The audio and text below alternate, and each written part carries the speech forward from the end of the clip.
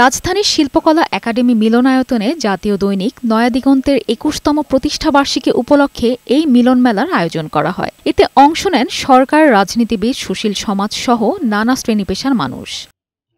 অনুষ্ঠানে যোগ দিয়ে চিফ প্রসিকিউটর তাজুল ইসলাম বলেন, হাসিনার ন্যারেটিভ দেশকে খাদের তলায় নিয়ে গিয়েছিল।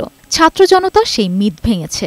এই সময় প্রধান উপদেষ্টার প্রেস সচিব শফিকুল আলম বলেন, ইউনিক ফর্মুলায় বাকশাল কায়েম করেছিলেন হাসিনা। যে বাকশাল ১৯৭৫-এ কায়েম করতে চেয়েছিল সেটা শেখ হাসিনার বাবা পারেননি, কিন্তু শেখ হাসিনা পেরেছিলেন এবং এমন একটা ইউনিক ফর্মুলায় করেছিলেন। একই জবান, একই ন্যারেটিভ চাপিয়ে দেওয়া হচ্ছে।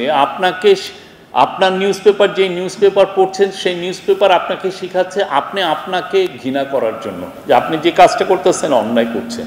গত 15 বছরে, 15.5 বছরে যে ভয়াবহ সংস্কৃতি, ভয়ের সংস্কৃতি তৈরি করেছিল বাংলাদেশে আগের সরকার, সেগুলো কিন্তু ফুটিয়ে তুলতে পারেনি সঠিকভাবে। কিন্তু এখনও আজকের এই মুক্ত বাংলাদেশে এই জিনিসগুলোকে তুলে আনার বিশাল দায়িত্ব রয়েছে। অনুষ্ঠানে বিএনপির স্থায়ী কমিটির সদস্য সালাউদ্দিন আহমেদ বলেন, আদর্শগত মতপার্থক্য থাকলেও স্বাধীনতার সার্বভৌমত্ব রক্ষায় সবাইকে ঐক্যবদ্ধ হতে হবে। এই দেশের গণতন্ত্র, স্বাধীনতা, সার্বভৌমত্বের প্রশ্নে সবাই আমরা ঐক্যবদ্ধ থাকব এবং ঐক্যবদ্ধ থেকেই আমরা ফ্যাসিস্ট আওয়ামী লীগের প্রত্যাবর্তনের সমস্ত দরজা বন্ধ করব। এ সময় দলের মহাসচিব মির্জা ফখরুল ইসলাম আলমগীর বলেন, ফেব্রুয়ারিতে নির্বাচনের ঘোষণার মধ্য দিয়ে সংস্কারের বিষয়গুলো নিষ্পত্তি হবে। সকলের কাছে গ্রহণযোগ্য নির্বাচনের মধ্য দিয়েই আমরা কিন্তু একটা গণতান্ত্রিক ব্যবস্থাতে ফিরে যাওয়ার সুযোগ পাব।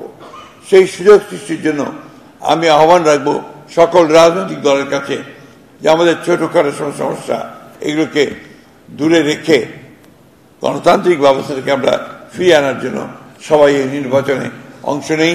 আগামী দিনে সংবাদপত্রের স্বাধীনতা অক্ষুণ্ণ রাখতে সকল শ্রেণী পেশার মানুষকে এগিয়ে আসার আহ্বান জানান বক্তারা। মেরিন আমিন, বৈশাখী সংবাদ, ঢাকা।